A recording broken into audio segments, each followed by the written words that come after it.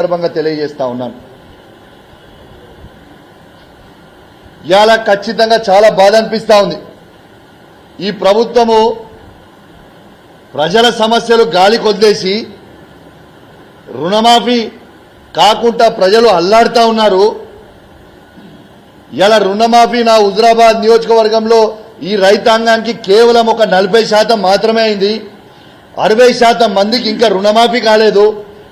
నేను వచ్చేటప్పుడు కేసీఆర్ గారు కట్టించిన రైతు వేదికలలో విపరీతమైన జనం ఉన్నారు. ఏందా మీరు ఇక్కడ ఇంతమంది ఉన్నారంటే, సార్ ఇంకా మాకు రుణమాఫీ కాలేదు ఏమనంటే ముఖ్యమంత్రి గారు మేము మొత్తం చేసినామని చెప్తున్నారు అని చెప్తా ఉన్నారు. చాలా బాధ అనిపిస్తా ఉంది. వాస్తవంగా బ్యాంకర్స్ మీటింగ్ పెట్టినప్పుడు ముఖ్యమంత్రి గారికి 49,000 కోట్ల రైతు రుణమాఫీ చేయాలని ఆ రోజు బ్యాంకర్లు మొత్తం చెప్పిర్రు. దాన్ని కటింగ్ చేసి 40,000 కోట్లని పార్లమెంట్ ఎలక్షన్లలో అసెంబ్లీ ఎలక్షన్లలో చెప్పిండ్రు. మళ్ళా అది అయిపోయిన తర్వాత 31,000 కోట్లు అని చెప్పిర్రు. మళ్ళా బడ్జెట్లో పెట్టింది 26,000 కోట్లు. మళ్ళా యాక్చువల్ రుణమాఫీ చేసింది 17,000 కోట్లు. ఆ 17,000 కోట్లు చేసిర్రా లేకుంటే చేయలేదా అనేది కూడా అనుమానం కలుగుతా ఉంది. మళ్ళా బ్యాంకర్స్తో మీటింగ్ పెట్టుకున్నప్పుడు ఆర్థిక శాఖ మంత్రి గారు బట్టి విక్రమార్క గారు ఏమంటారు, 7,500 కోట్లు మాత్రమే రిలీజ్ చేసినామంటారు. అరే అసలు ప్రజలని ఎందుకు ఇట్లా అబద్ధాలు ఆడుతురు? ఏం చేయాలనుకుంటుర్రు? రైతులకి రుణమాఫీ ఎందుకు చేస్తలేరు? మీ మాటనే కదా, మీరు చెప్పిందే కదా. ఏకకాలంలో రుణమాఫీ చేస్తామని చెప్పింది మీరే కదా. మరి ఇవాళ దాకా మీరు రుణమాఫీ ఎందుకు చేయలేదు? దీని మీద పట్టించుకోమంటే రుణమాఫీ కాలేదురా బాబు అని రైతులు మొత్తం తిరుగుతూ ఉంటే అందరూ వాళ్ళ పేపర్లు జిరాక్సులు తీసుకుపోయి ఏఓలను కలిసి ఇబ్బంది పడతా ఉంటే వీళ్ళు చేసే పని ఏంటిదే? వీళ్ళకి రుణమాఫీ చేసే మీద శ్రద్ధ లేదు. సిపి గారు ఫోన్ ట్యాపింగ్ చేయాలి, ఎమ్మెల్యేల ఫోన్ ట్యాపింగ్ చేయాలి, ఎమ్మెల్సీల ఫోన్ ట్యాపింగ్ చేయాలి, ఎంపీల ఫోన్ ట్యాపింగ్లు చేయాలి, సిఐల ఫోన్ ట్యాపింగ్ చేయాలి, ఏసీపీల ఫోన్ ట్యాపింగ్ చేయాలి, ఎంఆర్ఓల ఫోన్ ట్యాపింగ్ చేయాలి. గిదా మీరు చేసే పని? స్వయంగా మీ శాసనసభ్యుడే చెప్తుంటే ఒక మంత్రి గారి ఇంట్లో కూర్చొని ఇంట్లో నిలుసొని మీరు చెప్పుతుంటే ప్రజలకి మీరు ఏం మెసేజ్ పంపుతున్నారు? మీరు ఇద్దరు పోయి ముఖ్యమంత్రి గారిని కలుస్తారని చెప్పింది నిన్న శాసనసభ్యులు. ఏమని చెప్తారు? మేము ట్యాపింగ్ చేసినాం ఫోన్ అని చెప్తారా? ఏం చెప్తారు? You please answer. మళ్ళా స్వయంగా నిన్న ఎమ్మెల్యే గారు ఇంకోటి కూడా అన్నాడు. ఏమన్నారు? మేము పోస్టింగ్లు ఇప్పిస్తే సిఐలకి సిపి గారు తీసుకుంటలేరు అన్నాడు. సరే, అది సంతోషం. కానీ సిపి గారికే అధికారాలు ఇస్తామని చెప్పి మీ ముఖ్యమంత్రి అన్నాడు కదా. రేవంత్ రెడ్డి గారే స్వయంగా మేము పోస్టింగ్లలో ఇన్వాల్వ్ కాము, అధికారులకే ఇచ్చిపెడుతున్న పోస్టింగ్లు అన్నది మీ ముఖ్యమంత్రే కదా. ఎంతమంది డబుల్ స్టాండర్డ్ మాటలు మాట్లాడతారు? మరి ఎమ్మెల్యేగా మీరిచ్చినప్పుడు పోస్టింగ్లు ఇవ్వాలంటే మరి నేను కూడా హుజురాబాద్ నియోజకవర్గ ఎమ్మెల్యేనే కదా. మరి మేము లెటర్లు ఇస్తే మీరు ఎందుకు యాక్సెప్ట్ చేస్తలేరు? ఎందుకు పోస్టింగ్లు ఇస్తలేరు అని నేను అడుగుతున్నా. నువ్వు ఎమ్మెల్యేనే, నేను ఎమ్మెల్యేనే. అంటే నీకైతేనో వ్యభిచారం, మాకు చేస్తారో సంసారమా? ఇదేం ముచ్చటనే? ప్రతిదీ ఇదే విధంగా చేస్తా ఉన్నారు. ఖచ్చితంగా వీళ్ళు ఇచ్చిన 10 కోట్ల రూపాయల ఎస్డిఎఫ్ కి కూడా అధికార పార్టీ ఎమ్మెల్యేలు అయితేనో ఎమ్మెల్యే ఇచ్చిండ్రు. అధికార పార్టీ ఎమ్మెల్యేలు అయినప్పుడు ఎమ్మెల్యేలు ఇచ్చారు. ఎక్కడైతే వాళ్ళకి ఎమ్మెల్యేలు లేరో వాళ్ళ నియోజకవర్గం సంబంధించిన వాళ్ళు ఎవరైతే ఓడిపోయి ఉన్నారో ప్రజలు తిరస్కరించిన వాళ్ళతోనో వాళ్ళతోనో పెట్టిస్తా ఉన్నారు ఈ రాష్ట్రంలో మొత్తము. నేను అడుగుతున్నా, ఇవి మీ కాంగ్రెస్ పార్టీ ఫండ్స్ కావు, మీ అయ్యా జాగిరి కాదు. ఇవి కాంగ్రెస్ పార్టీ ఫండ్స్ కావు. ఇవి ప్రజల ట్యాక్స్ కట్టిన సొమ్ము.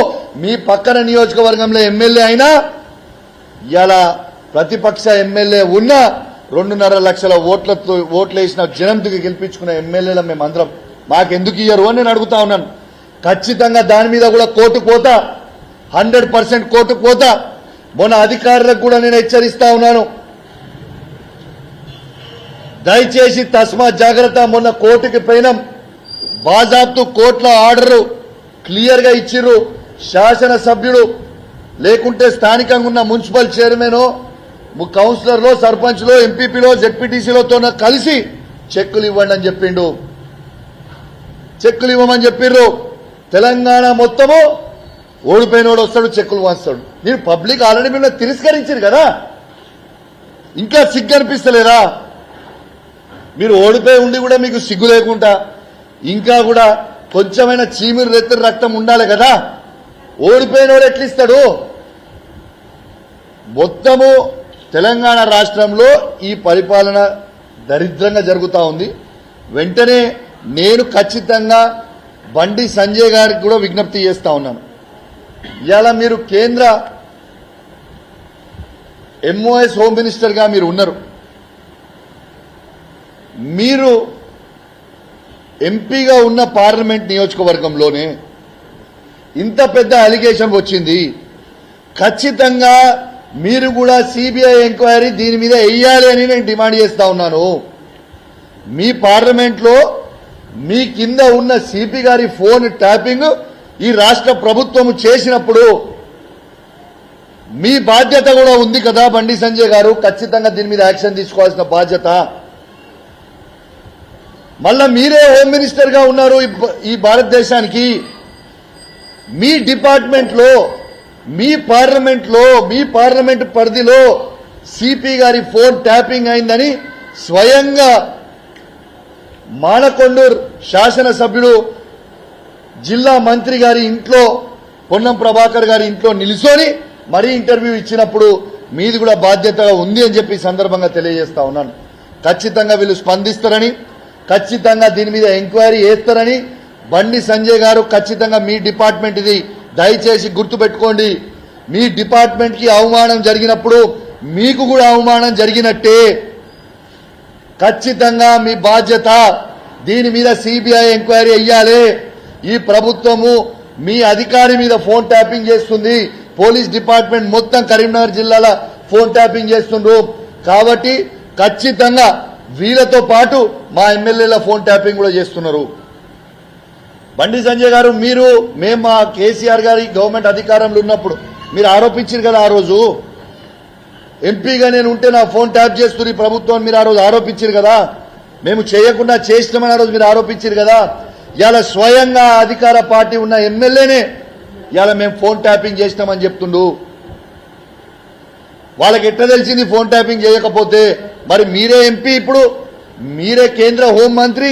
ఖచ్చితంగా మీ డిపార్ట్మెంట్ అయిన సిపి గారి, అధికారం ఉన్న సిఐల ఫోన్ ట్యాపింగ్ అయినప్పుడు మీరు ఎంక్వైరీ చేయాల్సిన బాధ్యత, సిబిఐ ఎంక్వైరీ చేయాల్సిన బాధ్యత మీ మీద ఉంది. దయచేసి మీరు కాపాడాల్సిన బాధ్యత కూడా మీ మీద ఉందని చెప్పి సందర్భంగా తెలియజేస్తూ సెలవు తీసుకుంటా ఉన్నాను. జై తెలంగాణ, జై కేసీఆర్.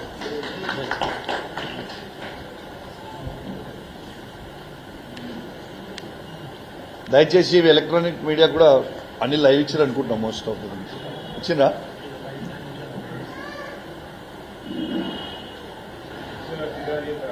ఆ? 100% చేస్తాం. ఎందుకు రేపు ఖచ్చితంగా రైటింగ్ లో డీజీపీకి ఇస్తాం. ఇప్పుడు వీళ్ళు ఇచ్చిన దాని కింద వీళ్ళకి ఏ ఆధారాలు ఉన్నాయి? ఎట్లా చెప్తారు బ్రదర్?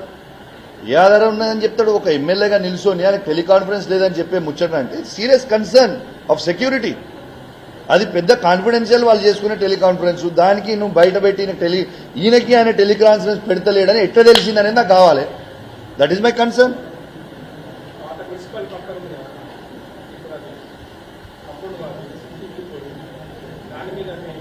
ఏముంది?